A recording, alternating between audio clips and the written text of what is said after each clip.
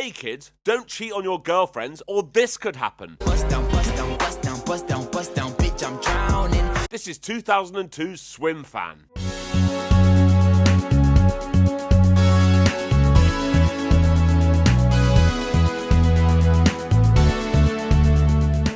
I'm Jay Harangue and I've wasted hours of my life watching terrible films. You should subscribe. This is Ben and he's the main character. Hi. He's hoping to get a swimming scholarship to Stanford. If he gets in, he'll be 3,000 miles away from his boring girlfriend Amy. Amy's upset about this and she's like, oh, it's so far away.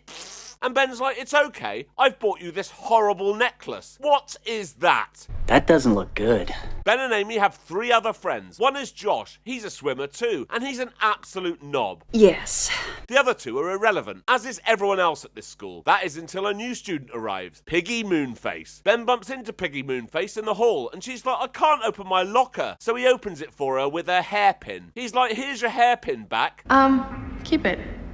I'm sorry. What the fuck would he want that for? Anyway, after school, Ben has a job working for his mum, who's a doctor at the hospital. Can you just get your teenage son a job as a nurse? Don't know, but that's what he does. Next day at school, Ben's about to start swimming. There's a big swim meet next week, and the scouts from Stanford are coming. Josh the knob is practicing too, because he wants the scouts to notice him. Josh starts telling Ben about his plan to shag the new girl, Piggy Moonface. Guess who her cousin is? Christopher Dante. Dante is this weird guy with learning difficulties. Ben thinks this is hilarious. On his way home, Ben almost hits someone with his car. Oh look, it's Piggy Moonface. So he gives her a ride home to say sorry. When he gets home, he sees she's left a notebook in his car. Luckily, it has her number in it, so he calls her. Hello? You left your notebook in my car? So he takes it over to her house. Her cousin Dante answers the door and says, thanks, you can leave it with me. But Piggy Moonface overhears this and she's like, I'll take it from here. Go to your room. That's right. She treats her cousin like total dirt. Bitch, bitch, bitch, bitch, bitch.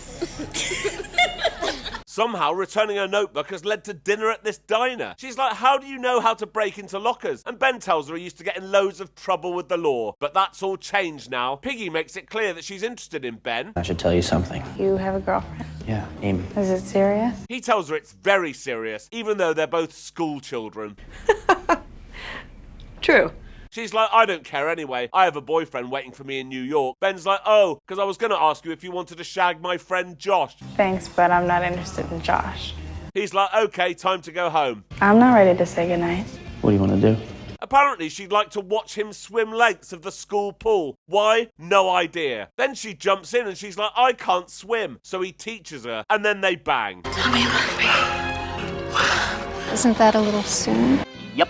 But he says it anyway. That could backfire. When he drops her off, they both agree that this was a one-time thing and that neither of them will tell anyone. The next day, Ben feels pretty guilty about what he's done because Amy's really nice. At swimming practice, Ben is crap because he's haunted by the memories of his infidelity. They all go to a party later and Amy introduces Ben to her new friend, Piggy Moonface. Nice to meet you.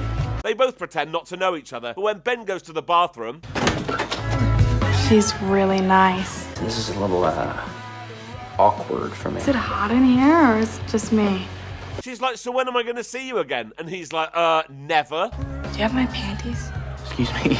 I think I may have left them in your car. Oh no, Amy's on her way to get something from the car now. But Ben gets there just in time to hide the evidence. The next day, Ben is on a swimming website and gets an instant message from Swimfan85. That's right, it's Piggy Moonface. She's like, what are you up to? And he says he's busy with homework. She spends the next few days properly stalking him. She even turns up at his house with flowers for his mum. He's like, right, this has to stop. What are you saying?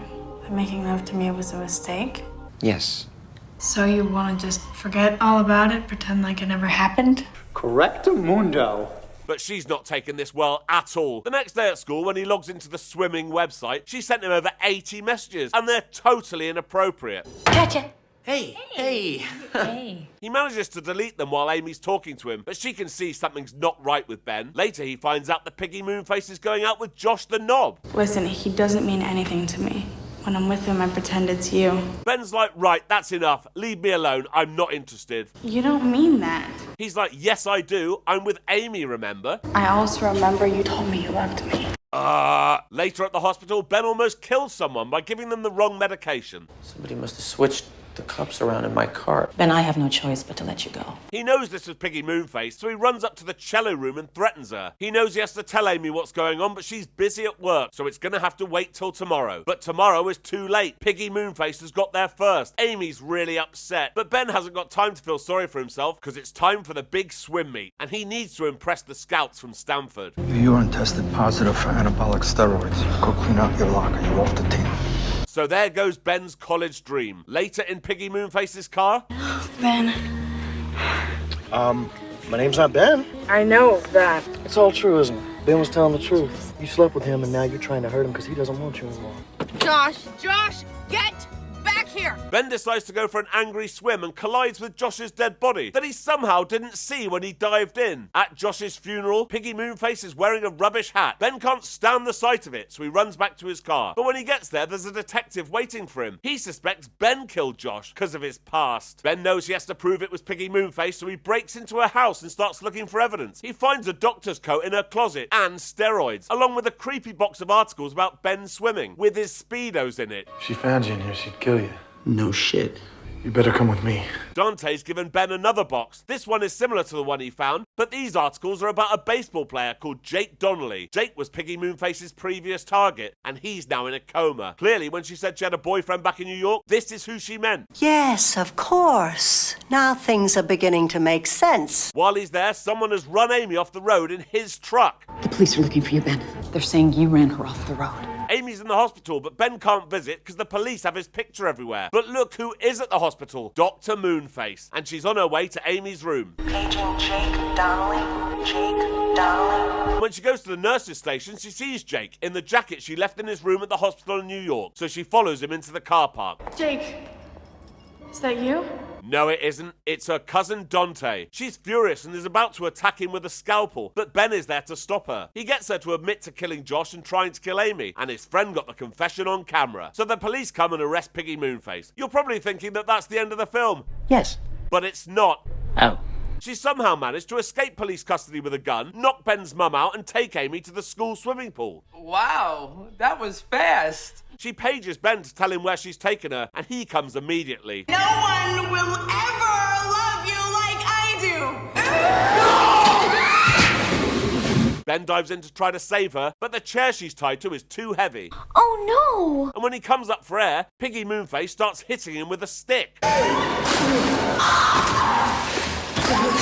Then Ben remembers he has that hairpin, the one that Piggy gave him earlier. Remember? Yeah. And he uses that to free Amy. On his way up, he manages to grab the stick and pull Piggy Moonface into the water. She can't swim, remember? So when Ben swims Amy to safety, she drowns. Good. An unspecified time later, we see that Ben's still not back on the swim team, but at least he and Amy are back together. Yeah. And that's the end of the film. So until next time. Thank you for watching. If you enjoyed this, please like and subscribe and check out this other video. Thank you.